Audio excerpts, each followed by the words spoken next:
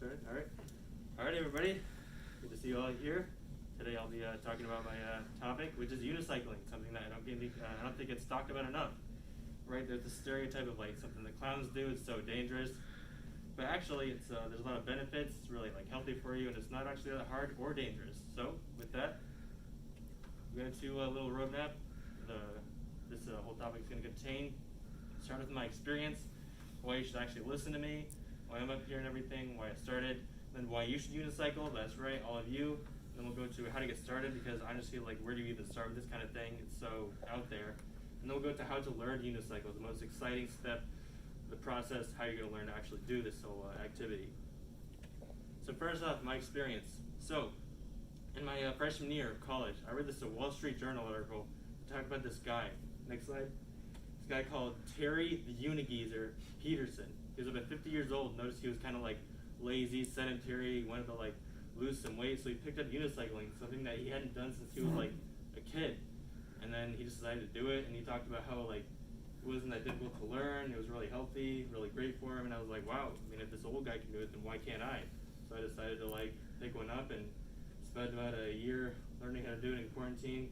Well, a couple months. I definitely procrastinated a bit, but I spent the summer learning it, and now here I am, unicycling all around campus today.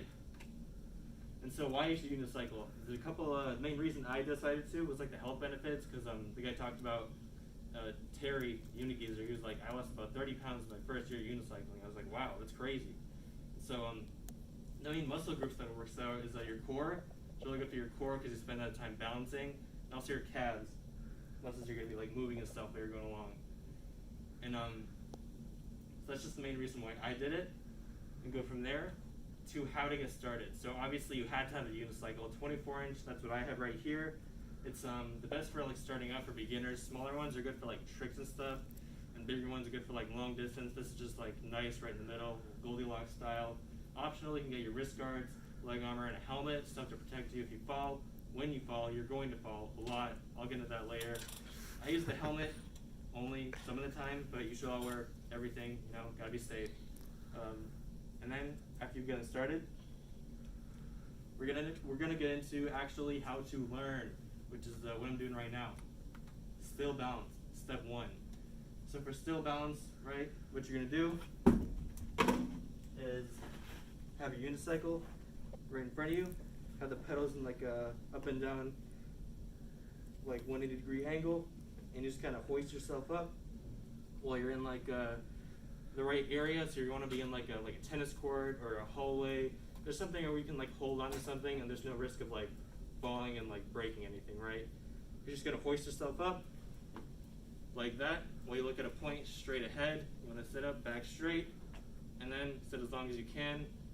If you're like just starting out and it's like your first time, you're probably gonna fall. When you fall, this is the most important part. You just fall forward on your feet, just like that. Unicycles are built to take punishment, so don't worry. If it falls, it's gonna fall hundreds of times, and you're gonna be fine if you just fall on your feet, just like that. Does anyone want to come up and try for themselves? Just getting on that first step? Nope, that's all right. Understandable. So from there, you can go to step two, which is taking off.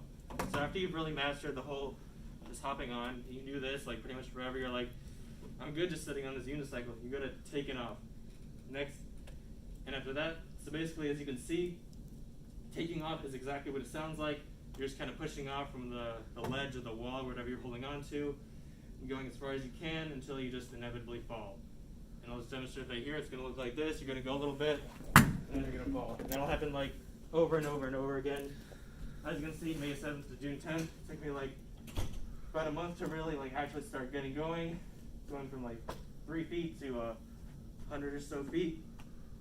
And once you feel like you can go from there, and you're just kind of going, you're able to just go forever, you're going to run into a problem, and that's that you can't go straight forever. You have to turn eventually, which leads us to step three, which is turning. And the whole turning process, right, it's got two phases to it. Phase one has to do with what I like to call point stuttering. So like I said before, when you're unicycling, getting up on, you got to pick a point straight ahead, something to focus on, really help you keep your balance, whether it be like a tree or a sign or anything.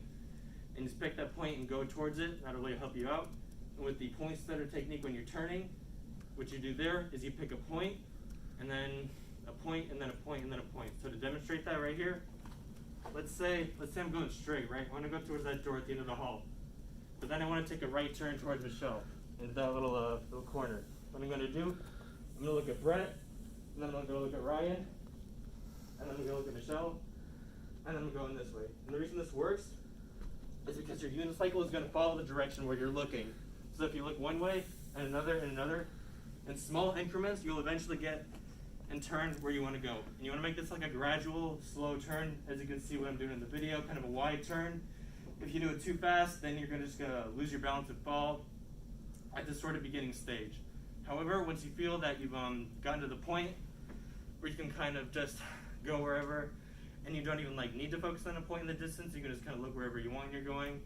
You can go to phase 2, which is back one, which is what I like to call the weight shift, right? So similarly to how your unicycle will follow where you look, your unicycle will also follow where you choose to shift your weight. So as you can see in the video I have up there,